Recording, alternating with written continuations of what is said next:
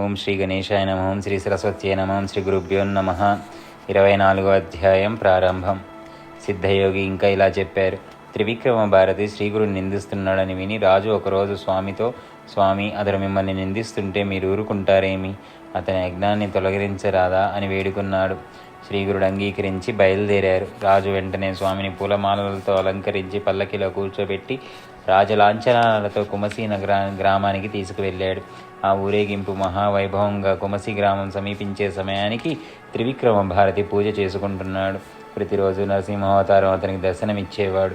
త్రివిక్రముడు ఆ మూర్తిని మనస్సులో నిలుపుకొని మానస పూజ చేసేవాడు. కానీ ఆ రోజు అతడు ఎంత ప్రయత్నించినా ఇష్టదేవతామూర్తి దర్శనమియ్యలేదు. త్రివిక్రముడు, స్వామి నృసింహ, ఈరోజు మీరు నన్ను ఎందుకు కరుణించలేదు? ఎంతో కాలంగా చేస్తున్న నా తపస్సంతా ఈరోజు భంగమైనది. ఇక నేను ఏమి చేయగలను? ఆర్తితో అతను తనను కరుణించమని ప్రార్థించాడు. వెంటనే అతని మనసులో సపరివారంగా గ్రామానికి వస్తున్న శ్రీగురుని దర్శనమై, ఇప్పుడు నేను నదీ తీరంలో ఉన్నాను, అక్కడికి వచ్చి దర్శించుకో అని దివ్యవాణి వినిపించింది. త్రివిక్రమ భారతి వెంటనే లేచి నది వద్దకు వెళ్ళాడు. కానీ అతనికి ధ్యానంలో కనిపించిన శ్రీగురుడే అక్కడ దర్శనమివ్వడంతో అతడు ఆశ్చర్యపడి శ్రీగురునికి సాష్టాంగ నమస్కారం చేశాడు. మరుక్షణమే అతనికి సమస్త ప్రాణులు, రాజు, పరివారము కూడా యతుల్లాగా కనిపించారు. త్రివిక్రమ భారతి నివ్వెరపోయి అంతమంది సన్యాసులలో శ్రీగురుని గుర్తించలేక, స్వామి త్రిమూర్తి స్వరూప, మీరందరిలో మీ రూపమేది గుర్తించలేకున్నాను. నాపై కృపతో మీ నిజరూపం దర్శింపజేయండి. ఇంతకాలం నేను చేసిన మానస పూజలకు సంప్రీతుడైన శ్రీ నరసింహస్వామి అవతారుడే మీ రూపంలో నేడు ప్రత్యక్ష దర్శనం అనుగ్రహించారు. ఈరోజు నా తపస్సు ఫలించింది, అందువలనే మీ దర్శనం లభించింది అన్నాడు. శ్రీగురుడు సంతోషించి తమ నిజరూపంతో కనిపించారు. అంతకుముందు కనిపించిన యతీశ్వరుల రూపాలు అదృశ్యమై వాటి స్థానాల్లో స్వామి అనుసరించి వచ్చిన రాజు, పరివారం కనిపించారు. స్వయంగా రాజు చేత వింజామరలతో వీచబడుతున్న శ్రీగురుని దివ్యమంగళ రూపాన్ని త్రివిక్రముడు కర్ణాలా చూశారు. అప్పుడు శ్రీగురుడు, త్రివిక్రమ, ఎవరిని దాంభికుడని భ్రష్టుడని నిందించావో ఆ సన్యాసి మేమిప్పుడే నిన్ను పరీక్షించాము. నృసింహ భక్తుడవైన నీవు మమ్మల్ని ఏ కారణంగా విమర్శించావు? దంభి లక్షణాలు ఏమిటి తెలుసుకోవాలని వచ్చాను. మీ నృసింహుని అనుగ్రహంతో నా విషయమై నీ సంశయం ఏమిటో వివరించు అన్నారు. శ్రీగురుడు తన విషయమంతా వివరించి చెప్పడమే గాక ఆయన ప్రసాదించిన దివ్య దర్శనంతో పరవశించిన త్రివిక్రమ భారతి శ్రీగురునికి నమస్కరించి, సద్గురుత్తమ, మీరు మానవ రూపంలో అవతరించడం వలన నేను తెలియక మూడుని వలె ప్రవర్తించాను. నన్ను క్షమించండి.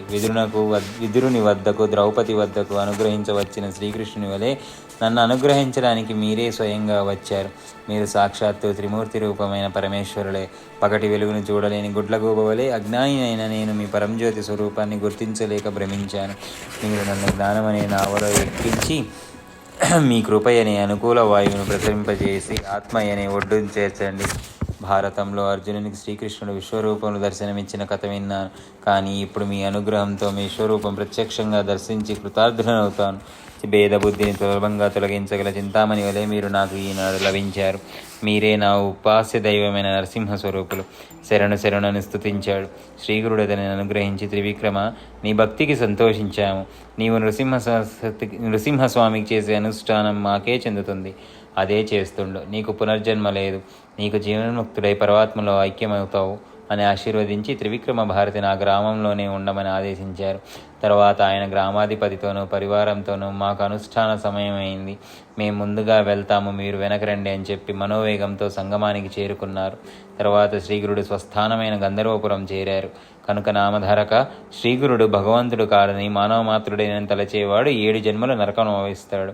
గురువే బ్రహ్మ, విష్ణు, మహేశ్వరుడని వేదాలు చెబుతున్నాయి.